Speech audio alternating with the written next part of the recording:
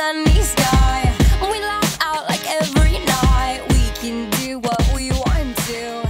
We roll with the windows down. Hey guys, and welcome back to my channel. So today I'm going to be showing you a green to gold smoky eye. This is a requested video.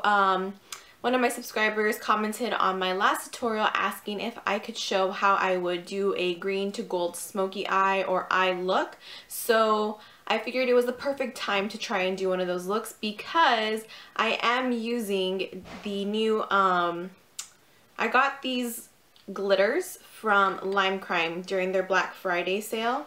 So one of the glitters I got is called Taurus, and it's actually this really pretty green, and it has little specks of gold and kind of like a reddish glitter to it.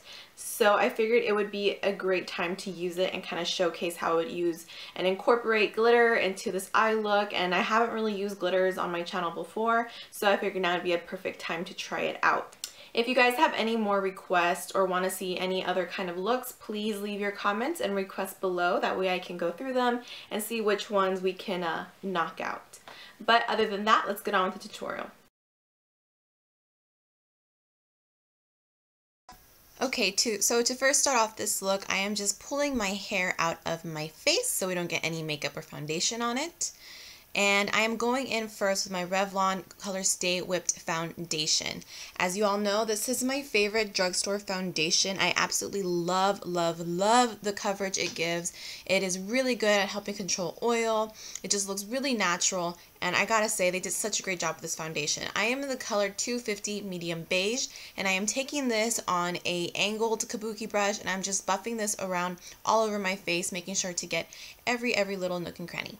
Then I'm going in with my Bobbi Brown corrector in Light Bisque. I'm really focusing this color, or this corrector I should say, on the corner of my eye and the outer corner. I get the most red on the outer corner, mainly because of allergies, and also on the inner corner because that's where I have most of my discoloration and red and purpleness. This is an absolute must for me. Once I blended that out, I am taking my NARS Creamy Radiant Concealer in the shade Vanilla, and I'm just going to be applying this downward along the side of my nose underneath my eye area. Yes, I know this could be a lot of concealer, but this is what I do, and I do use it to blend it out and highlight as well. I am taking this on the corners of my nose, down the bridge of my nose, forehead, Cupid's bow, and chin as well, because like I said, I do use this as a highlight as well.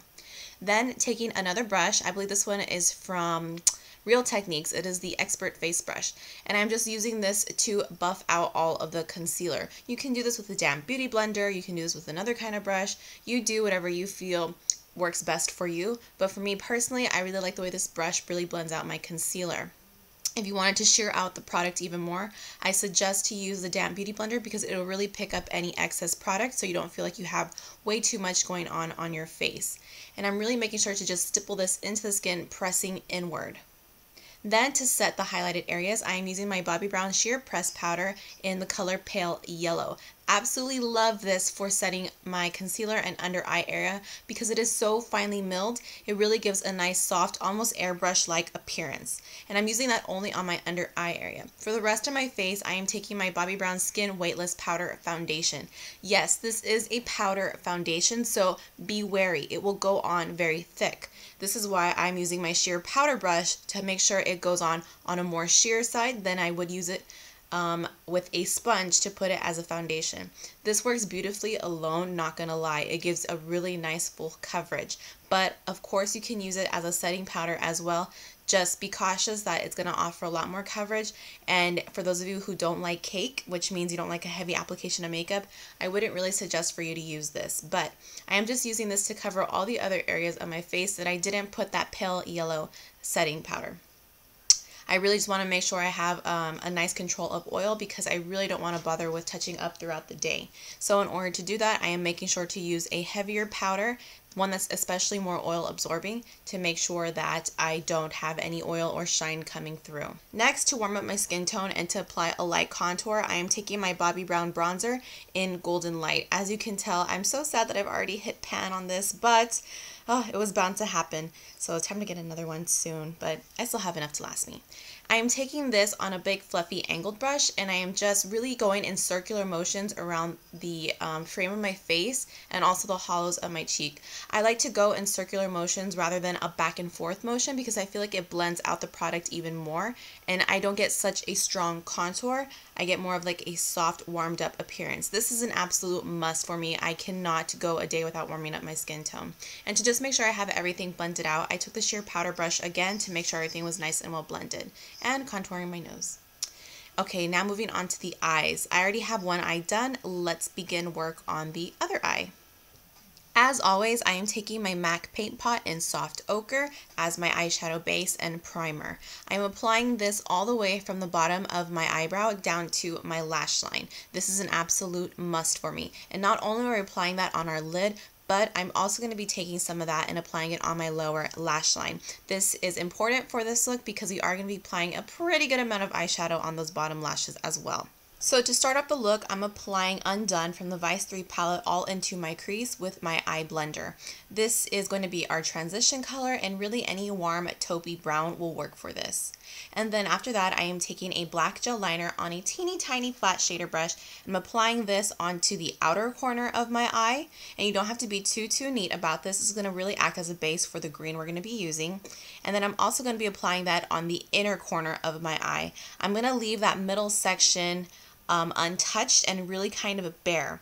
So this was a technique I learned from Tamana from Dress Your Face. I am using and taking her online classes as well. As you guys know, I think there is absolutely no end to learning any new makeup tips or application tips, and she is absolutely fabulous. So this is kind of incorporating her 3D smoky eye lesson into this look. So I was really excited to try out, and I gotta say I've tried it on a few clients already too, and it really ends up looking super flawless. It works like a charm. So not only are we connecting or we're putting that black liner on the inner and outer corner, but we're also going to be connecting it over top. So it's important to do this while your eyes are open, especially for an eye shape like mine, since my crease gets kind of hidden when I open my eye. So when we open our eye, we're going to still see that really nice depth, and it's not going to be covered. Then I am taking a darker brown shade and just going over that that connecting line from the inner and outer corner. It's going to help us blend later on. Then taking a color from, kind of kicking it old school here, on the Vice 2 palette. I believe this shade is called, Damage. And I'm just taking that and covering it on the outer and inner corner. And look how much it pops. It's just absolutely amazing. That's why we place that black gel liner. It's not only going to help us adhere that color better, but it's also going to help make any darker colors pop like out of this world, more so than they would on their own. And then just taking another smaller blending brush and just really applying that on the crease and just really making sure to buff out any color. I'm taking a little bit of that Undone color, that taupey brown, and making sure to really blend and just kind of keep blending upward so the color fades. I really think that the key to this look is just blending. You can never go wrong. And just to blend even further, I am taking my eye blender once more and just going over that entire crease area to make sure it is absolutely flawless. Then for the center, I am popping on a gold eyeshadow. This is also from the Vice 2 palette. And look, it just absolutely covers up that center part. And then I'm going back just to make sure it is nice and well blended so you don't see such a harsh or obvious space that was missing. And it just works like a charm. So then I am taking the black gel liner once more and really applying that onto my waterline. And then I'm also going to be taking it a little bit further and just applying it directly on my lash line. Since we are going to be using some shadows underneath there, we're going to need something to help hold those shadows. I'm also taking that on the bottom of my upper lashes, and I'm going to be tightlining my eyelid. So really this whole look is great for eyes that are small like mine, because with this lighter color in the center, it really makes your eyes appear larger and rounder, which is perfect. So here I already have my wing liner applied. You can skip this step if you don't like to wear eyeliner on the top lash line. I just think it really adds a little bit of oomph. And I have lashes from Luxie Lash in the style by Felicia. Now I am taking a black matte shadow and just setting my inner waterline. And then I'm also going to use whatever is left on that brush to really smudge out that lower lash line as well. This is going to just help when we apply more shadows to help blend that out and smoke it out even further. Then going back with that undone color, it's that taupey brown, really on the warmer side. I am taking a smudge brush and just applying that directly on top of where we applied that black shadow. Here you can already see it's applying and blending out the eyeliner and the black color really well. And going back once more with another round of that brown shadow, and then taking that green shadow and really focusing that color on the inner corner, because I really think it's going to help complement the glitter that we're going to apply on the bottom lash line as well. Then taking a lighter shade of brown and just using a pencil brush to further blend out that lash line. Again, blend, blend, blend. I absolutely believe in blending. Then taking my Lime Crime, that is such a tongue twister, Lime Crime Glitter Helper. And I am just taking that on a small brush and really patting that on my bottom lashes. And then picking up a little bit of that glitter that I have on the cap and just pressing that onto my bottom lash line. Once that glitter glue dries, that glitter is not going to be moving anywhere. And I apologize for being horribly out of frame here. And I'm just reapplying another coat of glitter once more just to really help intensify, because I kind of really wanted this to be super glittery as possible. You can add on as much as you want or stop as much as you want. Then I am just applying a coat of mascara to my bottom lashes, and this eye look is complete. Then for the rest of my face, I am taking my Tarte Amazonian Clay 12 Hour Blush in the shade Doll Face. This is just a really nice bright pink blush. It's really similar to the Bobbi Brown Pale Pink. It's the same kind of concept where it self-adjusts, so it's really good for any skin tone. And I just think it complements the green in the eyes very well, as opposed to maybe a darker berry or a taupey color. I think it just adds a little bit more brightness to the look overall. Then going in with my Bobbi Brown highlighting powder in Pink Glow. Absolutely love this.